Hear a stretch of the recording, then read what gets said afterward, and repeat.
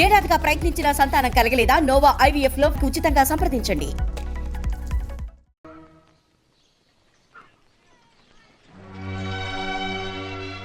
బుజ్జి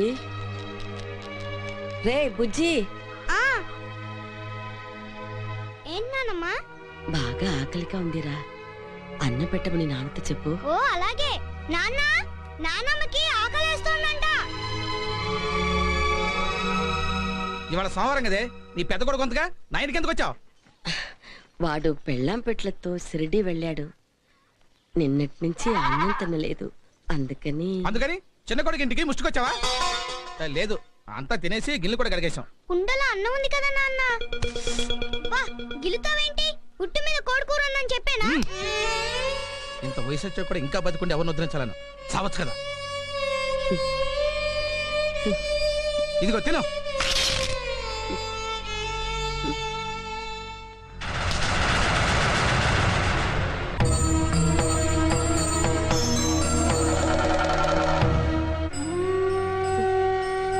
తీసుకోమ్మా.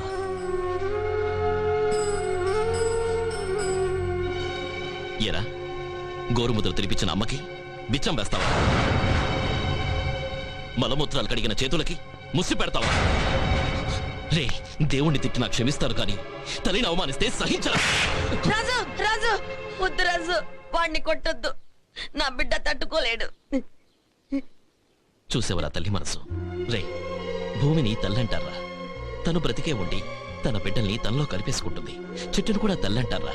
కాసిన కాపుని రాల్చేసుకుని కొత్త కాపు కోసం ఎదురు చూస్తూ ఉంటుంది. కానీ కన్న తల్లి తను రాలిపోతూ బిడ్డలు కలకాలం బ్రతకాలని కోరుకుంటుందిరా. అలాంటి తల్లిని ఒక్క పూట తిండి కోసం ఇలా ఏడిపిస్తావరా? నువ్వెందుకమ్మా ఏడుస్తున్నావు? నాకు ఇంత ముద్ద పెట్టడానికే ఏడుస్తున్నారే. రేపు నేను చచ్చిపోతే ఖర్చు అవుతుందని అమ్మని నువ్వు తగలట్టంటే నువ్వు తగలట్టని అన్న తమ్ములు ఇద్దరు వంతులేసుకుని నన్ను వీధిలో పడేసి అనాథ శవాన్ని చేస్తారని బాధగా ఉందయ్యా. నేనున్నంత వరకు నువ్వు అనాథవి కాదమ్మా. ఈ రోజు నుంచి నువ్వు అన్నం కోసం ఏ ఇంటి గుమ్మం తొక్కనవసరం లేదు. బిడ్డల దగ్గర ఆప్యాయతకి ముష్టెత్తితే పర్వాలేదు కానీ అన్నానికి ముష్టెత్తకూడదమ్మా. ఈ రోజు నుంచి నీకేం కావాలో అవి నిన్ను వెతుక్కుంటూ నీ ఇంటికే వస్తాయి. ఈ కొడుకు పంపుతాడు.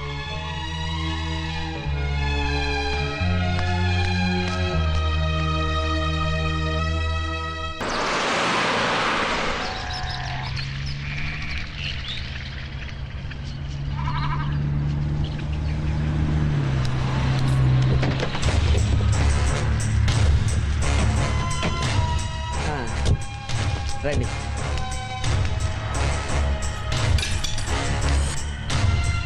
నమస్కారం అయ్యా. రాజన్నను కలవడానికి మంత్రి గారు వచ్చారు. అలా కూర్చోండి.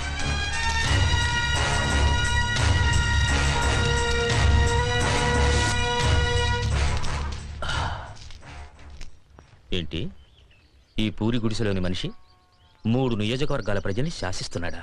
ఇంటిని చూసి ఆయన అంచనా వేయకండి. అపాయింట్మెంట్ లేకుండా హైకమాండ్ కలిసే లెవెల్ నాది. వీడిని కలవడానికి వచ్చాను. నా లెవెల్ ఏమన్నా పడిపోతుందంటావా? మనకి ఓట్లు పడాలి అంటే లెవెల్ పడేసుకోవాలి మరి. అదిగో వస్తున్నాడు.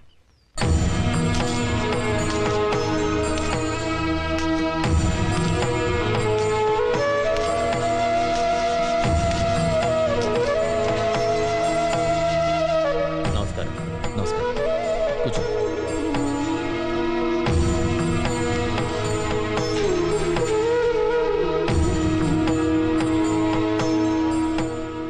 ఏంటి అలా చూస్తున్నారు? ఏమీ లేదు. నరసింహరాజు అంటే కోటంత ఇంట్లో 10 మంది బాడీగార్డులతో ఉంటారనుకున్నాను. కానీ మీరేంటి ఈ పూరి గుడిసెలో ఉంటూ ఇలా నేల మీద కూర్చుంటున్నారు? మీ దృష్టిలో ఇది పూరి గుడిసే కావచ్చు, నా దృష్టిలో మాత్రం ఇదో దేవాలయం. ఉండొచ్చు గానీ మరీ ఇంత సింపుల్ గానా? గాంధీ గారు ఏం చదువుకున్నారు? బారెట్లా బారెట్లా. ఏం కట్టుకునేవారు? కొల్లాయ్. బారెట్లా చదివిన మనిషి అందరిలా సూట్ వేసుకోకుండా కొల్లా ఎందుకు కట్టుకున్నారు? ఏమో తెలీదు. ఆయన ఫోటో అడ్డం పెట్టుకుని ఓట్లు వేయించుకోవడమే తప్ప ఆయన కొల్లా ఎందుకు కట్టుకున్నారో మీకు తెలియదు. నేను చెప్పలే ఆయన చాలా తెలివైన వారని. అందుకే జనాలు అంత పలుకుబడి. ఆయన కడుపు నిండా తెలివితేటలే నన్నే బోల్తా కొట్టించేశారు అందుకే కదా సార్ ఎలక్షన్ లో సపోర్ట్ చేయమని ఆయన అడగడానికి వచ్చా ఆ, మీరు సపోర్ట్ చేస్తే ఈ నియోజకవర్గంలో నిలబడదామని వచ్చాను. అలాగే తప్పకుండా చేస్తాను. సీను అన్నా ఆ కాగితాలు ఇవ్వు.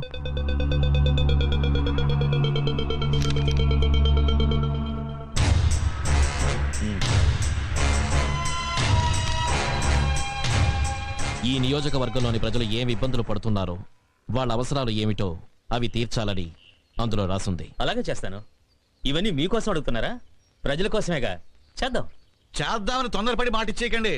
ఈయన పోయినసారి ఎమ్మెల్యే, మీకంటే గట్టిగానే చేద్దామన్నాడు. మరి చేయలేదా? చేశాడు, ఉంచుకున్న దానికి. నెక్స్ట్ ఎలక్షన్ లో గ్యారంటీగా ఓడించుంటారు. నెక్స్ట్ ఎలక్షన్ దాకా ఆడిన మాట తప్పాడని ఏం చేశాడు చూపించు. అది పాపం మోగాయన నానకొస్తే మాట అలా వస్తాయండి. ఎవరికోసారు? ఆడిన మాట తప్పినందుకు మా రాజా కోశాడు. ఈయన ఇంకో ఎమ్మెల్యే తనకి చెప్పింది చేయలేదని చేతులు విరిచేశాడు.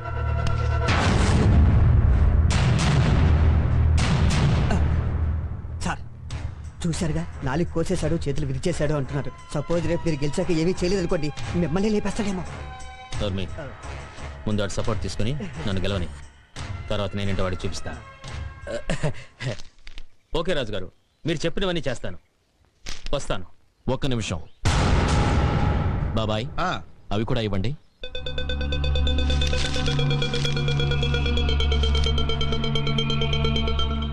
ఏంటి? పెద్దగా విశేషాలు ఏమి లేవండి.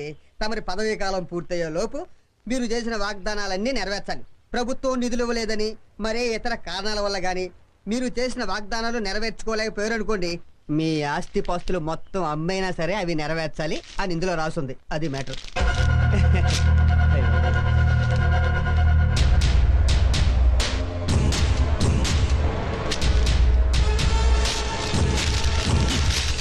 రాజు, నిన్ను వెతుక్కుంటూ నీ ఇంటికి వచ్చాననేగా నాతో ఆడుకుంటున్నావు.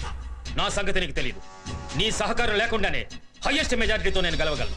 నేను మీ ఊరికొచ్చి మైక్ పట్టుకున్నానంటే మీ ఇంటి కుక్క కూడా వచ్చి ఓటేస్తుంది.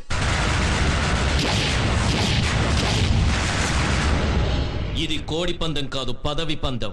తొందరపడి కాయకండి. ఓడిస్తావా? ఓడిస్తారు జనం. ఈ జనం గురించి నీకంటే నాకే బాగా తెలుసు. మండే కట్టెల్లాంటి వాళ్ళు నీళ్లు చల్లితే చప్పున చల్లారిపోతారు. పొరపాటు. చల్లారే నిప్పు కాదు, నివురు కప్పిన నిప్పు లాంటి వాళ్ళు.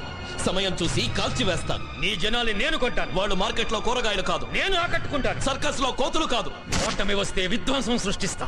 సృష్టించడం నువ్వు ప్రారంభించక ముందే నిన్ను అంతం చేస్తా. ఏయ్! రాయ్!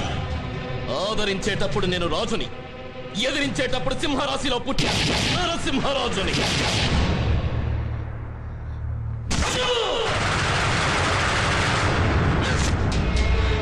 చూస్తాను, నన్ను ఎలా ఓడిస్తావో చూస్తాను. గెలిచి ఈ ఊర్లోనే ప్రభులు కట్టుకొని తిరుగుతాను. ఓడిపోతే రాజకీయ సన్యాసం చేస్తాను. మరి నువ్వు ఓడిపోతే డేయ్, సముద్రం ఎండిపోదు, మా నరసింహరాజు ఎప్పుడు ఓడిపోడు.